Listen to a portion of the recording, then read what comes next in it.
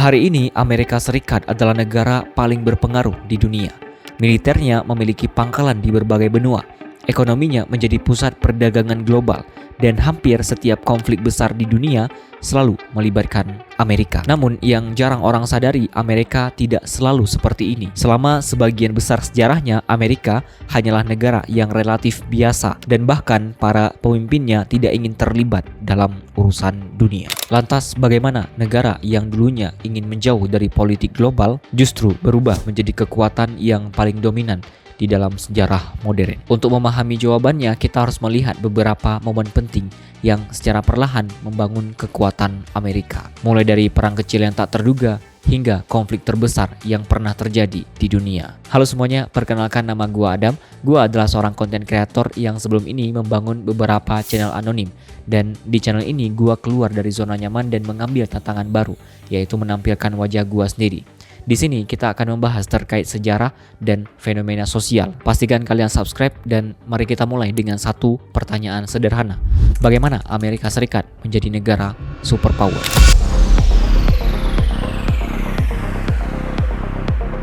Sebelum membahas Amerika, kita harus memahami dulu satu hal.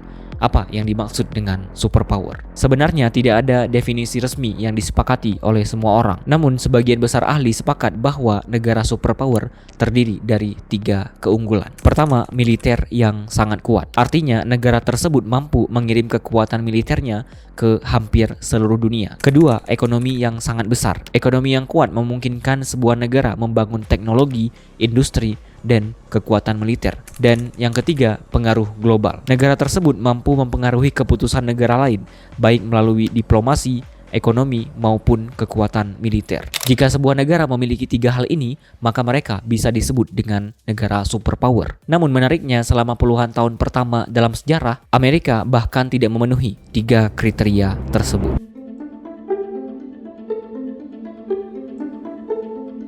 Ketika Amerika Serikat berdiri pada akhir abad ke-18, tepatnya pada 4 Juli 1776, negara ini sebenarnya tidak terlalu kuat.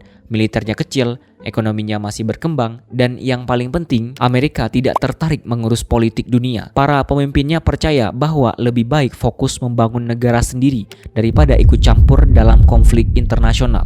Karena itu, selama bertahun-tahun Amerika hanya fokus pada satu hal: memperluas wilayah di benua Amerika. Negara ini berkembang ke arah barat hingga mencapai Samudra Pasifik. Namun di luar wilayah tersebut pengaruh Amerika hampir tidak ada, sampai sebuah perang kecil yang bisa mengubah segalanya.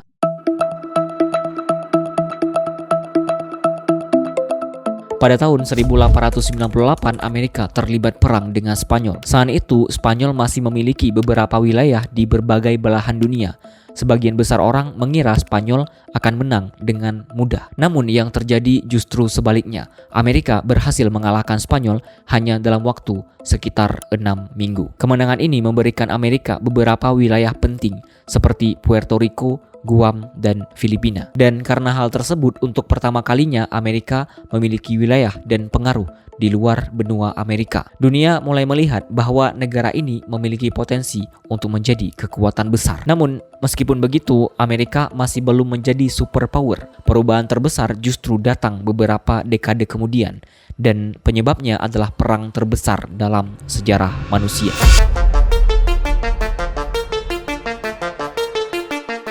Perang Dunia II adalah salah satu titik balik terbesar dalam sejarah dunia. Sebagian besar negara besar mengalami kehancuran besar. Kota-kota di Eropa hancur akibat pengoboman. Industri mereka rusak, ekonomi mereka runtuh. Namun Amerika berada dalam posisi yang sangat berbeda. Karena letaknya jauh dari medan perang, wilayah Amerika hampir tidak mengalami kerusakan. Sebaliknya, industri Amerika justru berkembang pesat untuk memproduksi perlengkapan perang. Ketika perang berakhir, banyak negara besar yang berada dalam kondisi yang sangat lemah. Sementara Amerika justru menjadi lebih kuat. Ekonominya berkembang, industrinya berkembang, dan tentara mereka menjadi yang terkuat di dunia. Dan karena hal tersebut, untuk pertama kalinya Amerika Serikat memiliki syarat lengkap untuk menjadi negara superpower. Namun yang membuatnya benar-benar dominan adalah keputusan yang diambil setelah Perang Dunia Kedua.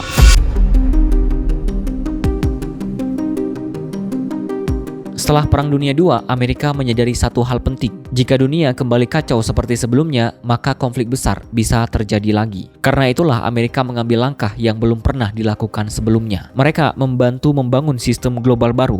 Amerika ikut mendirikan organisasi internasional seperti PBB, IMF, dan World Bank. Tujuannya adalah menciptakan stabilitas ekonomi dan politik global. Sementara itu, Amerika juga membantu untuk membangun negara-negara yang hancur akibat perang, terutama di Eropa dan Jepang. Langkah ini pun membuat banyak negara menjadi sekutu Amerika. Namun, tidak semua negara setuju dengan sistem dunia yang dipimpin oleh Amerika. Dan dari sinilah muncul satu rival terbesar Amerika.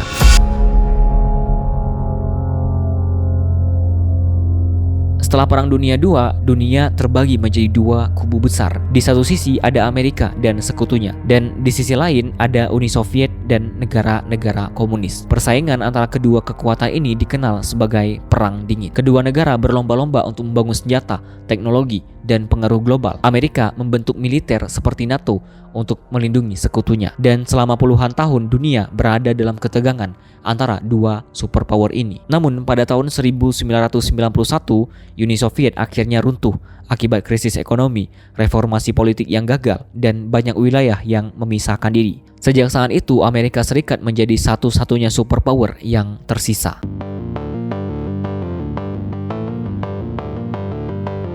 Setelah runtuhnya Uni Soviet, pengaruh Amerika Serikat semakin besar. Negara ini memiliki jaringan sekutu di berbagai belahan dunia. Militernya memiliki ratusan pangkalan di luar negeri, dan ekonominya menjadi pusat sistem perdagangan global. Singkatnya, Amerika tidak hanya kuat, Amerika menjadi negara yang membentuk aturan permainan dunia. Saat ini, Amerika masih menjadi kekuatan terbesar di dunia. Namun, tantangan baru mulai muncul. Beberapa negara seperti Cina mulai meningkatkan kekuatan ekonominya. Persaingan geopolitik kembali meningkat. Sejarah menunjukkan bahwa kekuatan dunia selalu berubah dari waktu ke waktu. Dan pertanyaannya sekarang bukan hanya bagaimana negara Amerika menjadi negara superpower, tetapi juga siapa yang akan menjadi superpower berikutnya.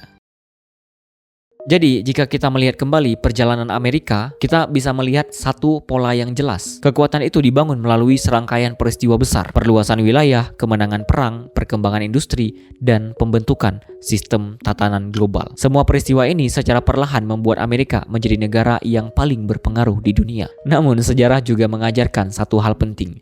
Tidak ada kekuatan yang akan bertahan selamanya. Pertanyaannya sekarang, apakah Amerika akan tetap menjadi negara yang menguasai dunia di masa depan, atau dunia akan kembali ke pola lama sejarah di mana kekuatan global akan berpindah dari satu negara ke negara yang lain?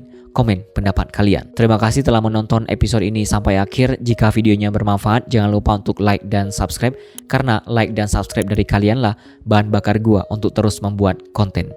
Sampai jumpa di video-video berikutnya.